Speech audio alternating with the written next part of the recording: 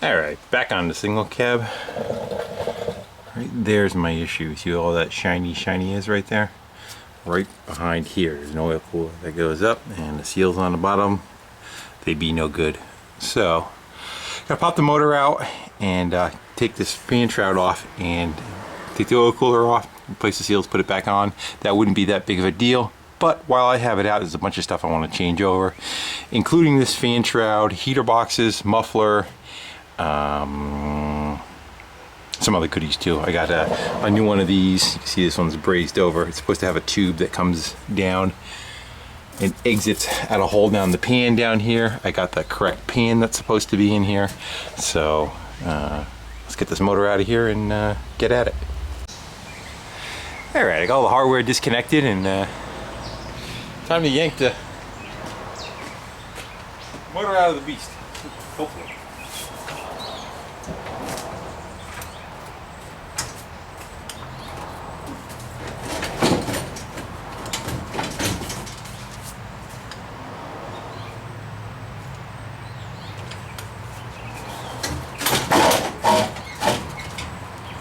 Close. Hopefully I don't have to take that muffler off of there.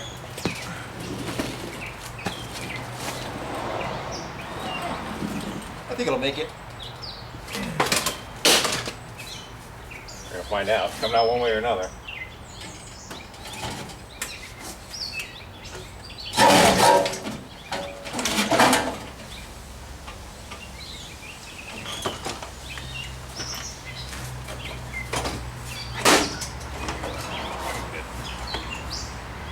Well, good thing it's not going back in with that.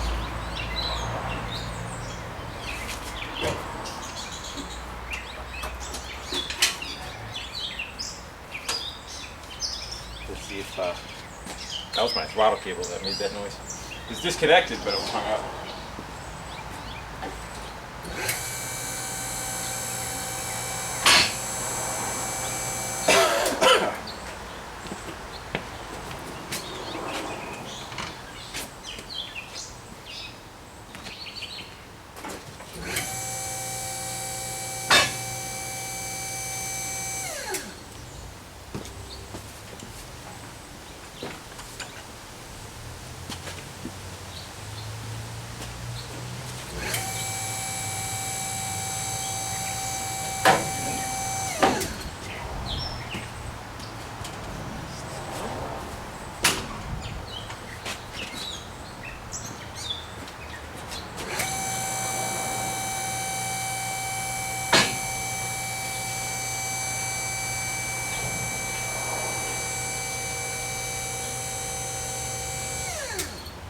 Yeah, it looks like it's got it. Probably about a ½ inch.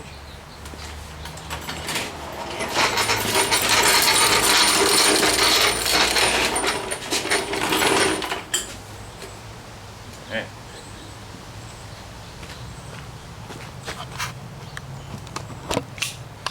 Okay. So the oil cooler is actually sits right here. It's right behind this shroud, and I can see some wetness down there too. So I'll start disassembling that and taking some stuff off.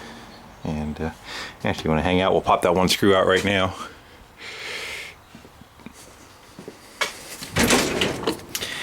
And we'll see if we see anything from here. Put a light on it.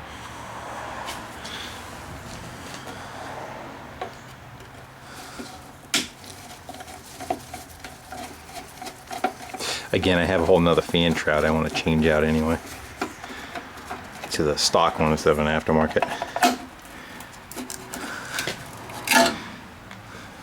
Yeah, still can't see nothing because it kind of goes and under. Alright, well, we'll get to that in a minute. Everything else looks good. And here's the, that was that clunk right there, was my throttle cable hanging up. And one other thing I got to do too, right now I have the clutch pedal depressed. If you notice, if you let back on that, it lines right up with that bolt.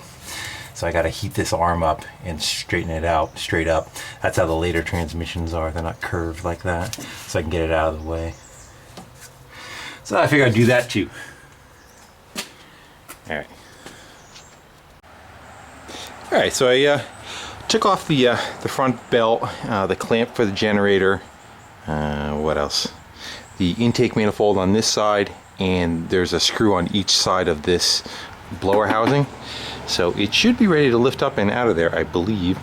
So I'll pop me on the side and we'll lift it up and see what we got going on inside there.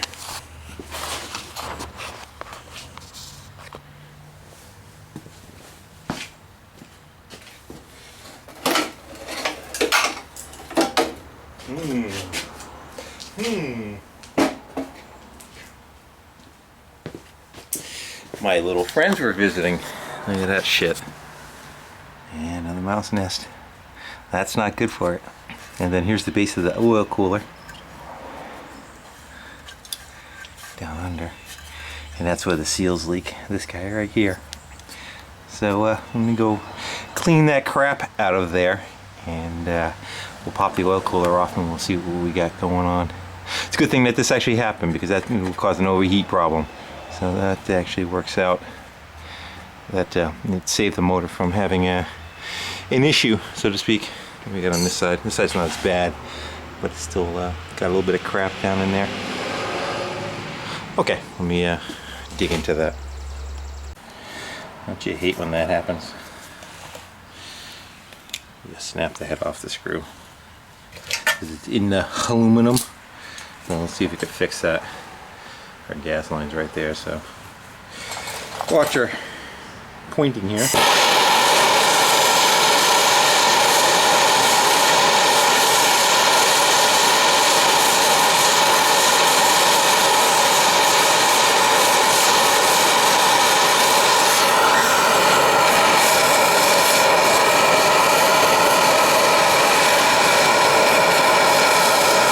Let's see if that helped her at all.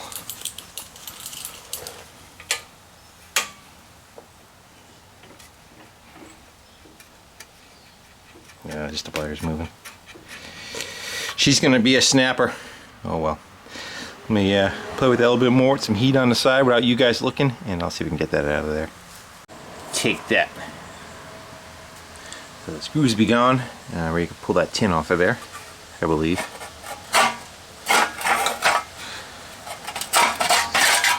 See what we get for surprises. It's packed in there pretty good.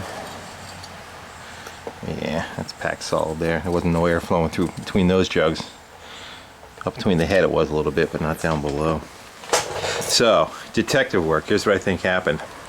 This side of the motor is notorious for getting hot, and this is number 3 cylinder. Number 3 cylinder was always a victim of running hot because the air passage, there's a fan right here, gets blocked by the oil cooler. So it always the notorious one for dropping a valve for getting hot. What I think was happening was all that's plugged all together. I think this whole area was getting hot, and I think the temperature of the oil cooler seals was cycling back and forth, and it made the oil cooler seals fail just from the extra heat that was happening over here. So it's a good thing this happened during the cold weather and I wasn't running it in the heat because I would have baked it. It doesn't look bad, but definitely would not be good for it.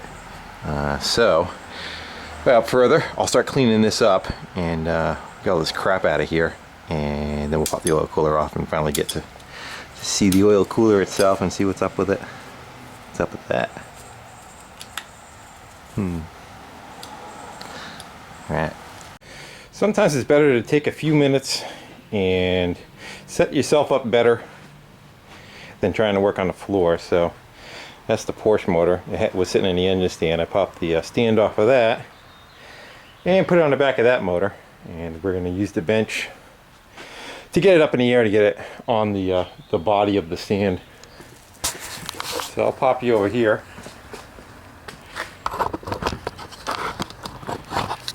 And let's go try to do that. Guess I should have dug the stand itself out too.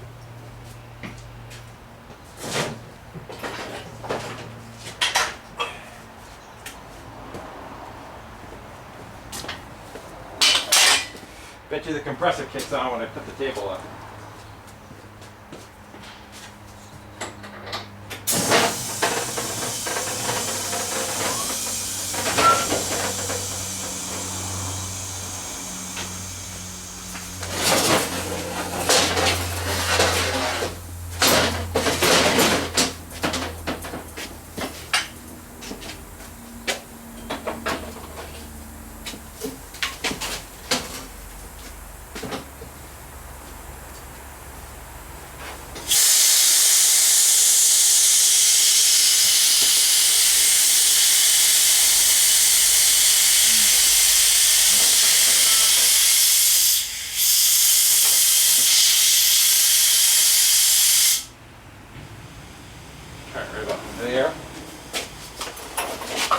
wheelie.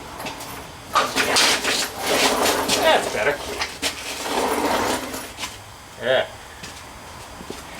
Now I can clean it out and roll it outside. Alright, I had to throw the camera on the charger for a little bit because I lost me power. But I'm back, and pretty much everything you missed was I took the motor outside and blew it out with an air gun, blew all the crap out of the jugs from the nest there, and then took some parts washing solution in a can and just came over and just kind of douched off all the heavy stuff that was on top before I popped the oil cooler off. And there's two nuts under this side that are already removed under the oil cooler. And we got one more here, and then we could pop that sucker off of there. And probably not going to see much, but we'll see those seals themselves, you know.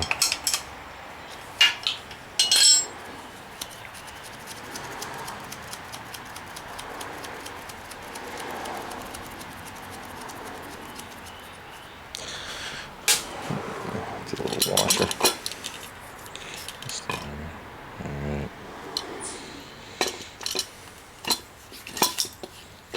That's what I didn't want to happen. Drop it in there. Okay, so that's the oil cooler, the base of it. One seal's stuck on one, one seal's stuck on the other.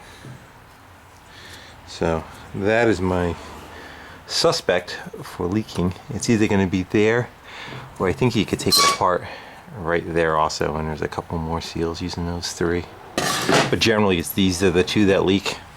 I have a complete gasket set, so I'll change them all, but that's pretty much it. Yeah, they just, I don't know if they get brittle or I don't know what the scenario is.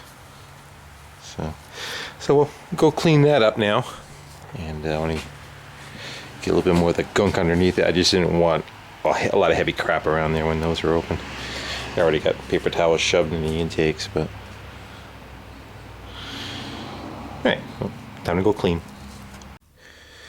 Alright, so one of the things on air-cooled VWs, they really don't have a head gasket per se, but they get what's called blow-by, which is, again, same as a head gasket leak. Compression is leaking between the head and the cylinder, which would be down in between there. So while I have it this far apart, I want to retorque the cylinder heads. And the bottom four you could always get to because you could take the valve cover off and the rockers off and you can get to them, but you're never able to get to those top ones up there. So I figure I'll give us a little picture of doing that. Also, I noticed that these are probably oversized valves. I don't know if these heads were built or what. Those aren't stock valves, they're stock keepers. They're not stock push rod tubes. Get those funky things in there. And then the rocker assembly is a higher end rocker assembly with a name on it. I did see somewhere. Oh, yeah, I'm lying. Anyway. And then, yeah, aftermarket valve covers. So let's go wipe my hand off with a rag first. I'll pop you in the stand. We'll see if they take any. I would actually figure the other side would probably do it because the other side's the side that was really getting hot. But one at a time. I'm set at 23 pounds. My torque wrench starts at like 15. Normally when you put new heads on, you do like 10 pounds. You go around and then you go back and you hit it with the 22 or the 23. And it again, just kind of work from the middle and work your way out is all the pattern is. So that was good. Good. Good. Good. Yeah.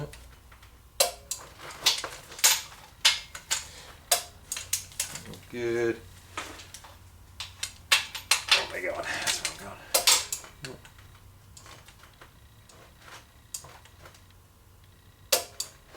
That one took a little.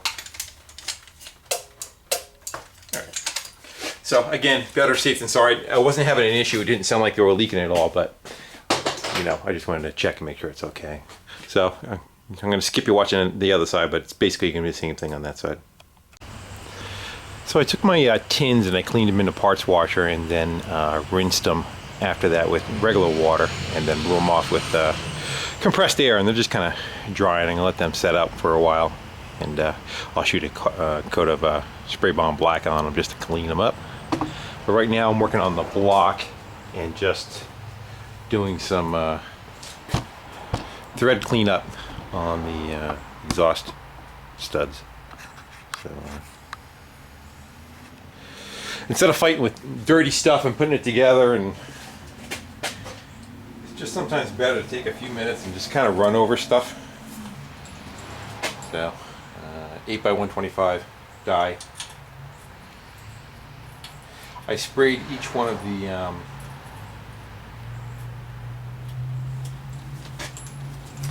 studs down with fluid film, just because.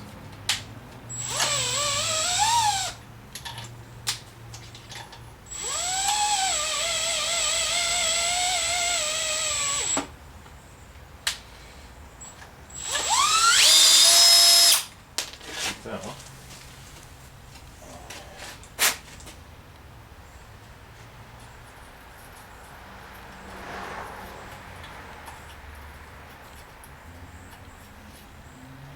It's hard to get that regular handle in here, so you can kind of I mean, if you're mellow with a drill, you get the feel for it. It's not yeah, just be mellow. I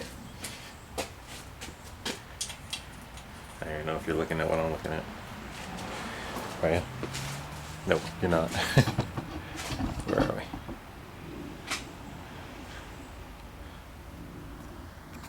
Yeah. Get you out about a mile. There you go.